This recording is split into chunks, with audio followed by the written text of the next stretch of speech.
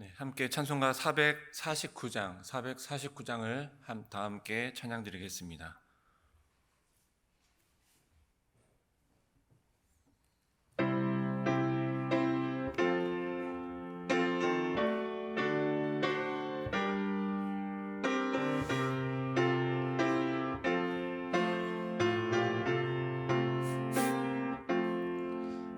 예수 따라가며 복음 순종하면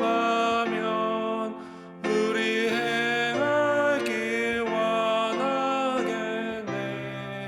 주를 의지하며 순종하는 자를 주가 늘 함께 하시리라.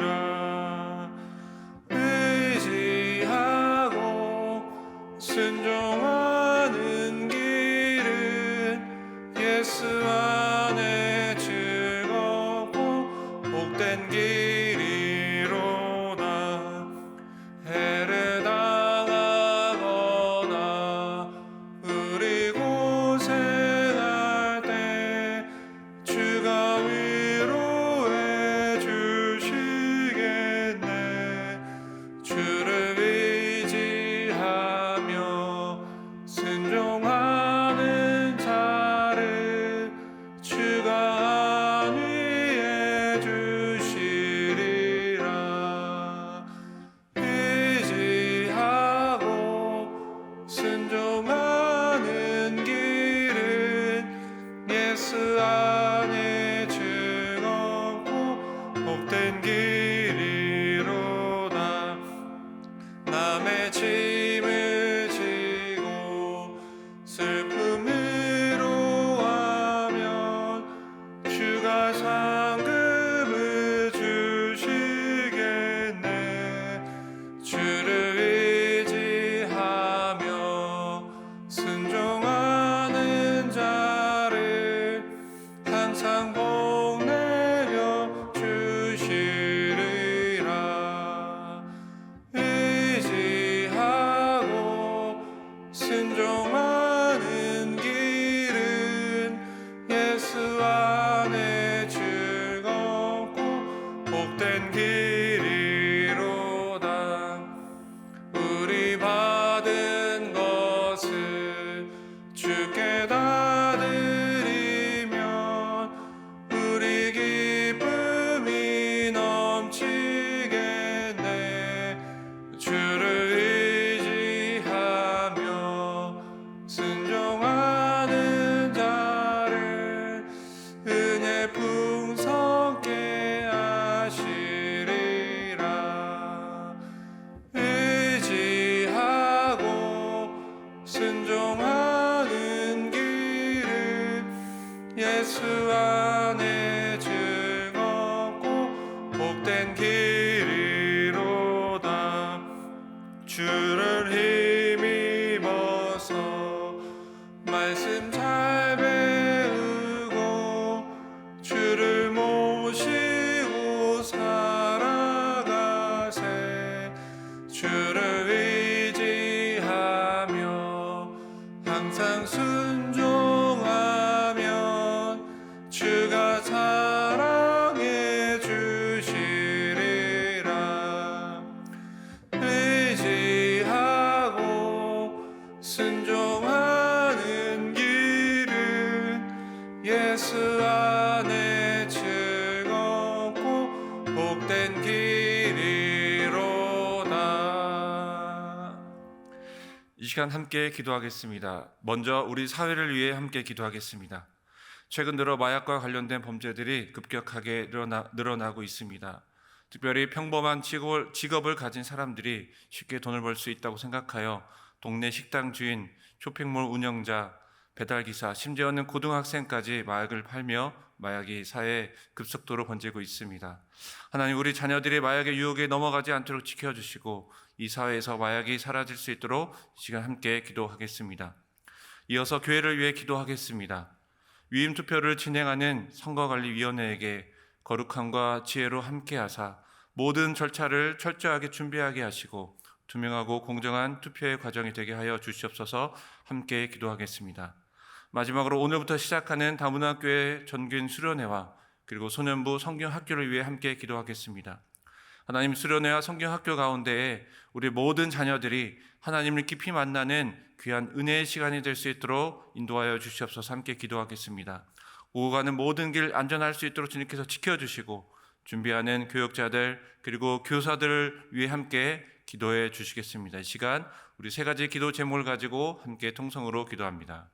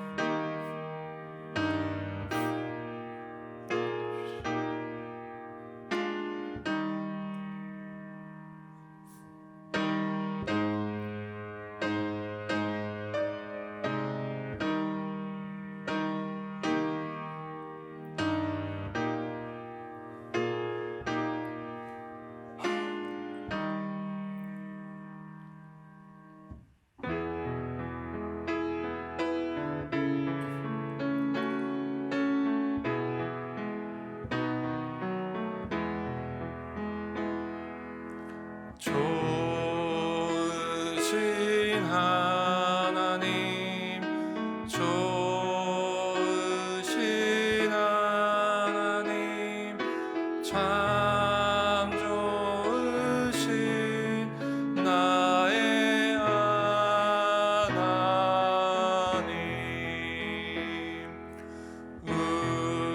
우리의 기도를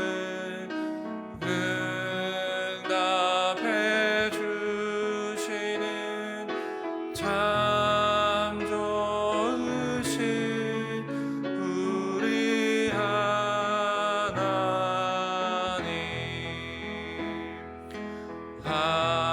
한없는 은혜를 우리에게 주시는 참 좋으신 우리 하나님.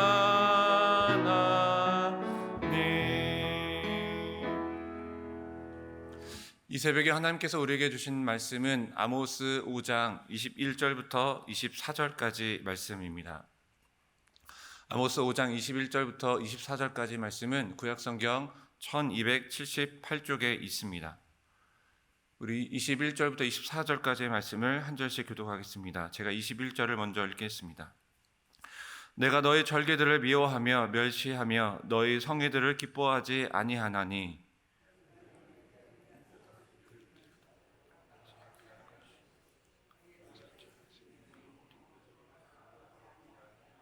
내 노랫소리를 내 앞에서 그칠지어다. 내 비파 소리도 내가 듣지 아니하리라. 오직 정의를 물같이 공의를 마르지 않는 강같이 흐르게 할지어다. 아멘. 이 세상에는 감출 수 없는 것 세 가지가 있다라고 합니다. 그 세 가지는 먼저 가난, 기침, 그리고 사랑입니다. 여러분, 여전히 지금도 누군가를 열심히 사랑하고 계시죠? 네, 사랑하고 계실 줄 믿습니다. 우리가 사랑을 하게 되면 감출 수가 없는데, 왜냐하면 사랑하는 사람에게는 참 많은 변화가 일어난다라고 합니다. 가장 기본적인 변화는 우리가 그 길을 가거나 혹은 어떤 일을 해도 그 사랑하는 사람이 무엇을 할까? 밥은 잘 먹고 있을까? 그 사람이 생각난다라고 합니다. 심지어는 잠잘 때도 생각나죠. 잠잘 때까지 생각나게 되면 굉장히 깊은 사랑을 하는 단계라고 알 수가 있겠습니다. 그 사람이 참 궁금하죠.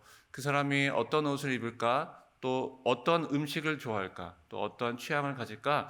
궁금하게 되고 또 알고 싶어 해지고, 그리고 더 나아가서는 나도 모르게 그 사람이 지나가면은 눈빛이 가고 또 그 사람을 닮아가는 것이 바로 사랑입니다.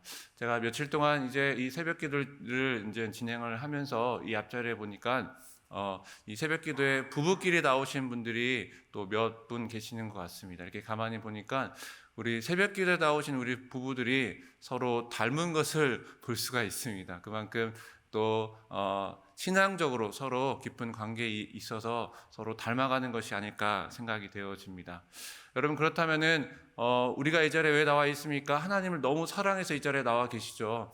하나님을 너무 사랑하게 되면 여러분 어떤 변화가 일어나게 될까요? 방금 말씀드린 그런 변화가 일어나게 됩니다. 우리가 길을 가다가도 하나님이 문득 생각나고, 그리고 우리가 모르는 사이에 우리 입술 가운데는 찬양이 흘러 넘치는 그러한 생각이 나게 되는 것입니다. 그래서 특별하게 하나님을 만나는 이 예배 시간이 더 기다려지고, 그리고 이 예배 시간에 또 누가 오라 하지 않는데도 우리가 이 예배 시간에 함께 참여해서 또 기쁨과 감사함으로 하나님께 예배드리는 것이 바로 우리가 하나님을 사랑하는 모습이 아닐까 생각이 되어집니다.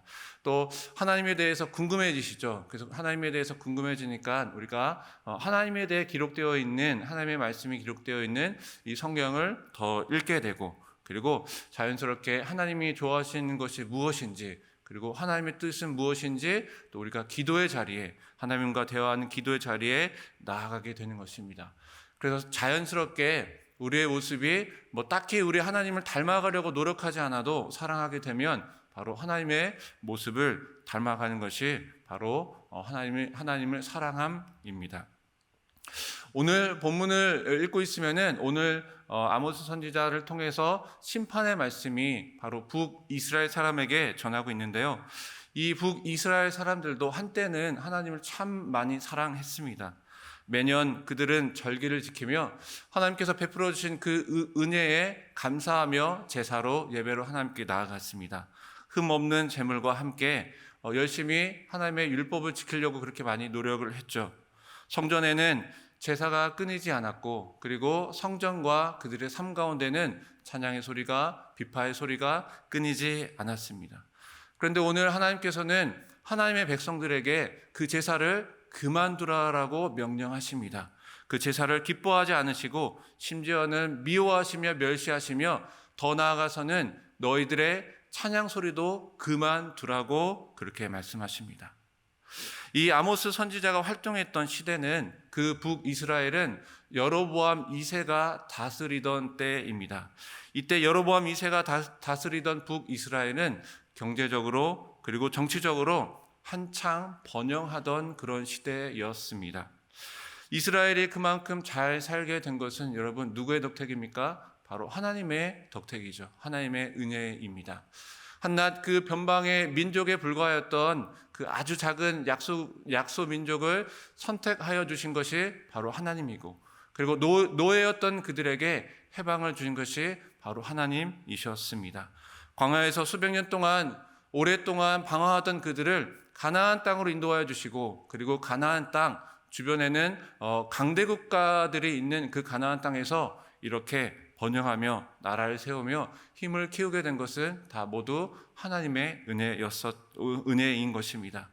이렇게 번영하고 잘 살게 된 이 북이스라엘 백성들은 그렇게 값비싼 재물, 좋은 그 예물들을 가지고 하나님께 제사를 드렸던 것입니다. 여러분, 그런데 이렇게 잘 살게 된 이때가, 그래서 가장 화려하게 가장 풍족한 제사를 드렸던 이때가 역설적으로는 그 예배가 무너진 때였습니다. 그들이 드린 그 제사에는, 그 예배에는 그들의 마음이 없었습니다.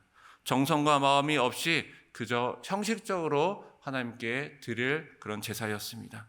오히려 그들의 삶은 하나님과 무관했죠.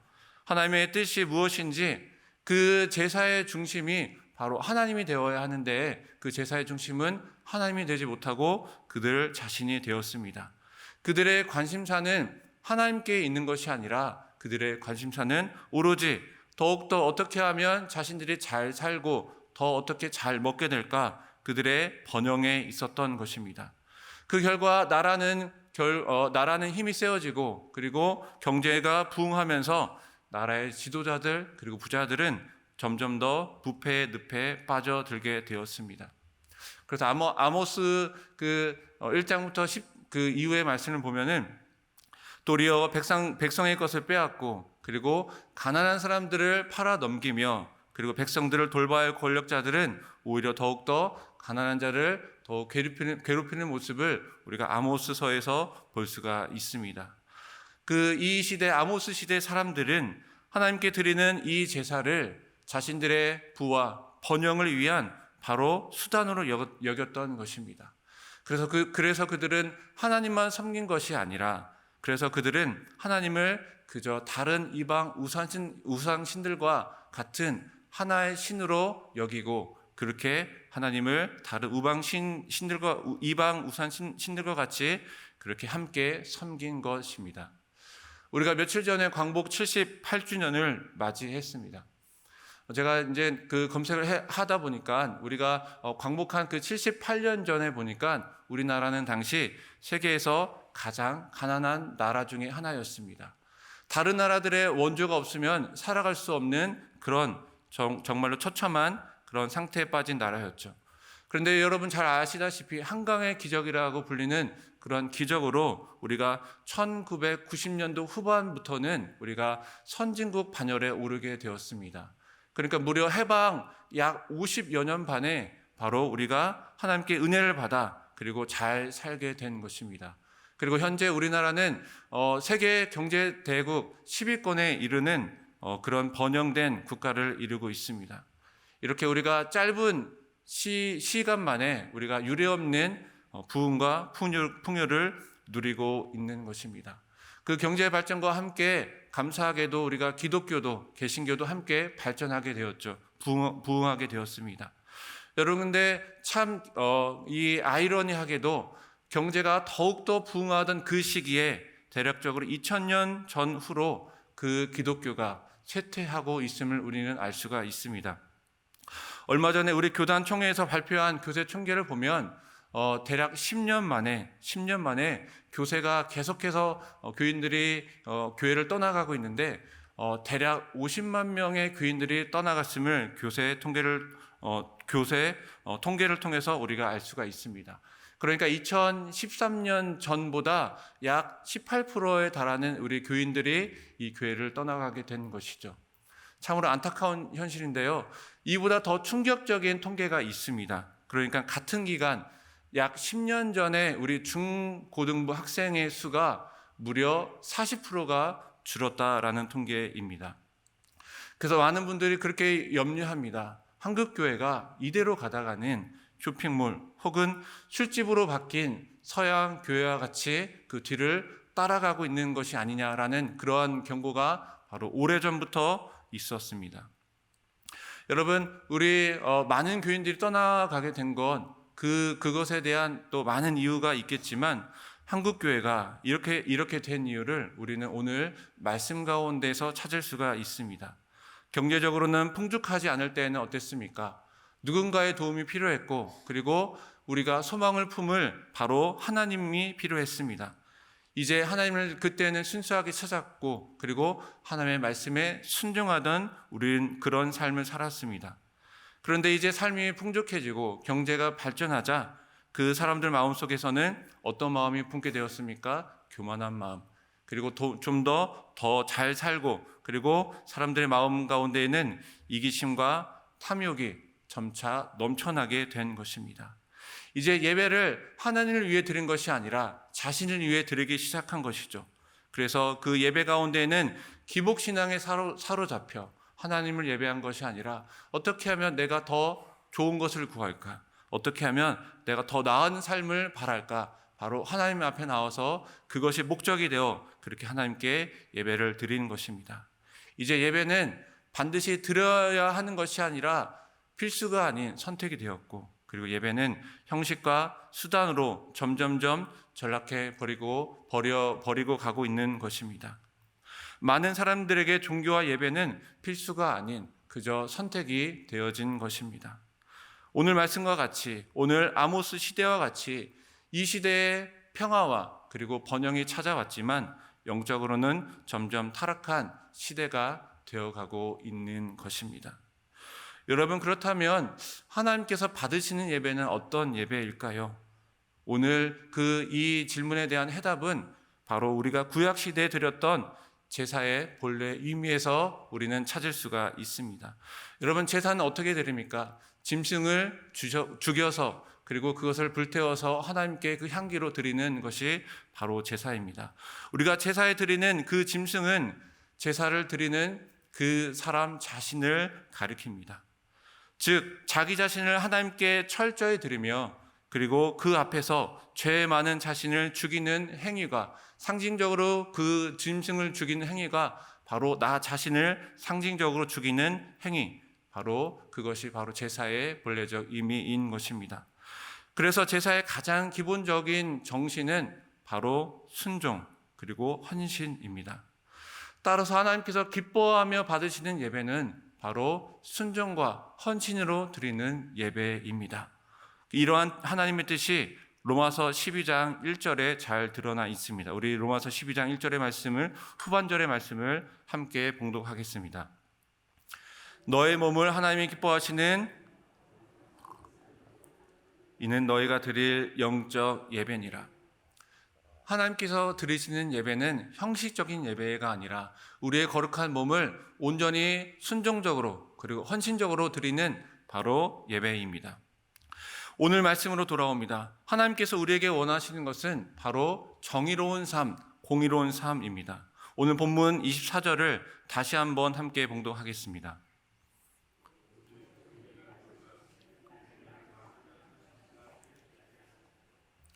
여러분, 오늘 24절에서 말씀하고 있는 정의와 공의가 과연 무엇일까요? 제가 이 정의와 공의를 설명하기에 참 많은 고민을 했습니다. 사전도 찾아보고 또 여러 가지 성경 구절도 찾아봤는데 어떻게 하면 가장 쉽게 말씀을 드릴까 또 계속 또 고민하고 기도하다가 이러한 생각이 떠올랐습니다. 오늘 성경에서 하나님께서 말씀하시는 정의와 공의는 내가가 아니라 바로 우리입니다. 내가 잘 사는 것이 아니라 우리가 잘 사는 것이죠. 오늘 말씀 속에서 말씀하시는 정의와 공의는 혼자가 아니라 함께입니다. 혼자 사는 것이 아니라 함께 살아가는 세상을 만들어가는 것이죠.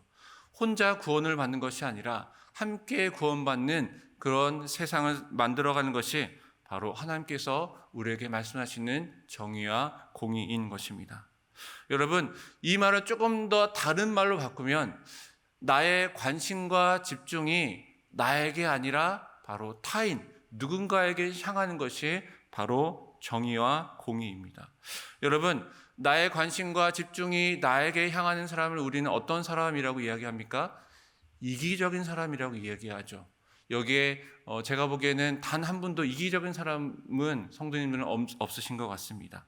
그런데 여러분, 나의 관심과 집중이 내가 아니라 다른 사람에게 혹은 타인에게 향하는 것을 우리는 무엇이라고 부릅니까? 한 단어로 정의하면 우리가 설교 앞부분에 우리가 함께 말씀을 나눈 바로 사랑입니다. 사랑. 여러분, 진정한 예배는 어떤 예배입니까? 내가 하나님을 너무 사랑해서, 그래서 내가 마음과 정성을 다해 드리는 것이 바로 진정한 예배입니다. 그래서 사랑하는 마음으로 우리가 기쁨 가운데 감사함으로 드리는 것이 바로 하나님께서 원하는 예배이지요. 그리고 우리가 그토록 사랑하는 그 하나님의 뜻에 맞게 바로 우리가 이웃과 형제와 자매를 사랑하는 것이 바로 하나님께서 원하시는 사랑입니다. 그렇게 하나님께서 원하시는 그 하나님의 뜻에 순종하여, 그리고 하나님께서 원하시는 아름다운 세상을 우리가 헌신적으로 만들어 가려고 노력하는 그 삶이 바로 하나님께서 우리에게 원하시는 정의로운 삶, 공의로운 삶인 것입니다. 우리 예수님께서 신약성경에서 하나님의 가장 큰 계명을, 가장 큰 하나님의 뜻을 이렇게 가르쳐 주셨습니다. 첫째는 하나님을 사랑하는 것이요, 둘째는 이웃을 사랑하는 것입니다. 오늘 아모스 선지자와 같이 비슷한 고민을 했던 또 다른 선지자가 한 명이 있습니다. 바로 미가 선지자입니다. 이 미가 선지자도 그 당시 변질되어 버린 그 예배와 그리고 타락해져 버린 그 시대상을 떠오르면서 하나님께 이렇게 토로하듯이 이렇게 하나님께 질문을 던집니다. 우리 미가서 6장 6절을 함께 읽겠습니다. 내가 무엇을 가지고 여호와 앞에 가지며 높으신 하나님께 경배할까? 내가 번제물로 1년 된 송아지를 가지고 그 앞에 나아갈까? 이렇게 토로하듯 하나님께 질문하는 이 미가 선지자의 질문에 하나님께서는 미가 선지자를 통해 8절 말씀을 통해 이렇게 대답해 주십니다. 우리 8절의 말씀을 다 함께 읽겠습니다. 사람아, 주께서 선한 것이 무엇임을 내게 보이셨나니 여호와께서 내게 구하시는 것은 오직 정의를 행하며 인자를 사랑하며 겸손하게 내 하나님과 함께 행하는 것이 아니냐. 아멘. 여러분, 하나님께서 우리에게 원하는 진정한 예배는 무엇입니까? 바로 우리의 삶입니다. 예배 시간에 우리가 아무리 멋진 찬양을 드려도, 우리가 예배 시간에 많은 제물과 예물을 드려도 하나님께서 그 예배 가운데 우리의 마음이 없으면, 우리의 마음, 즉 순종과 헌신이 없으면 하나님께서는 그 예배를 절대 기뻐하지 않으십니다. 특별히 우리의 삶의 자리는 어떤 자리입니까? 바로 그 예배가 완성되는 자리인 것입니다. 하나님께서 우리에게 원하시는 삶의 모습, 예배의 모습은 어떤 모습입니까? 바로 사랑함입니다. 첫째는 우리가 가장 먼저 하나님을 사랑하고, 그래서 더 나아가서는 우리의 이웃과 우리 형제를 더욱더 마음을 다해 사랑하고 섬기는 것이 바로 하나님께서 우리에게 원하시는 진정한 우리의 삶의 예배의 모습입니다. 하나님께서 가장 원하시는 그 계명에 따라, 하나님께서 가장 원하시는 그 하나님의 놀라우신 뜻에 따라 가장 먼저 하나님을 사랑하시고, 그리고 우리가 마음을 다해 우리의 이웃을 사랑하시는 우리의 모든 승리교회 성도님들이 되시기를 간절히 소망합니다. 혼자가 아니라 함께 살아가는 이 세상을 우리가 함께 생각하며 함께 꿈꾸며 나아가는, 그렇게 살아가시는 우리 모든 성도님들이 되시기를 간절히 소망합니다. 그래서 하나님의 놀라운 정의와 공의가 저와 여러분들의 삶 가운데 풍성하게 흘러 넘쳐나기를 간절히 소망합니다. 오늘 하루도 우리의 하나님의 사랑이 가득 묻어나는 삶의 예배를 오늘도 살아가시는 우리 모든 승리교회 성도님들이 되시기를 하나님의 이름으로 축원드리겠습니다. 함께 기도하겠습니다. 사랑과 은혜가 많으신 하나님 참 감사합니다. 우리가 하나님을 너무나도 사랑하여 이 자리에 하나님께 예배하고 기도하고 찬양하기 위해 이 자리에 모였습니다. 하나님, 매일매일 드리는 이 예배의 자리가 우리의 마음과 정성으로 넘쳐나는 기쁨과 감사의 예배가 될 수 있도록 인도하여 주시고, 더욱더 원하는 것은 하나님, 우리의 모든 삶의 자리가 하나님께서 원하시는 하나님 예배의 자리, 사랑이 넘쳐나는 기쁨과 감사의 자리가 될 수 있도록 인도하여 주시옵소서. 그래서 우리의 모든 삶의 자리를 통하여서 하나님의 정의와 공의가 풍성하게 흘러넘쳐날 수 있는 우리 모든 삶이 될 수 있도록 주님께서 우리를 지켜주시고 인도하여 주시고 함께하여 주시옵소서. 이제는 우리 구주 예수님의 은혜와 아버지 하나님의 사랑하심과 성령님의 교통, 교제 함께하심이 하나님 아버지의 마음으로 정의와 공의가 흐르는 사랑의 삶을 드리기를 결단하는 우리 모든 성도들 위해, 그리고 그 삶 가운데 지금부터 영원토록 함께 하시기를 간절히 축원하옵나이다. 아멘. 이 시간 말씀을 기억하시면서 함께 기도하겠습니다. 가장 먼저 하나님을 사랑하는 하나님의 마음을 달라고 함께 기도하겠습니다. 우리가 매주 드리는 이 예배가, 매일 드리는 이 예배가 형식적이고 가식적인 예배가 아니라 하나님을 사랑해서 기쁨 가운데, 은혜 가운데, 감사함 가운데 우리가 마음과 정성을 다해 드리는 예배가 될 수 있도록 함께 기도하겠습니다.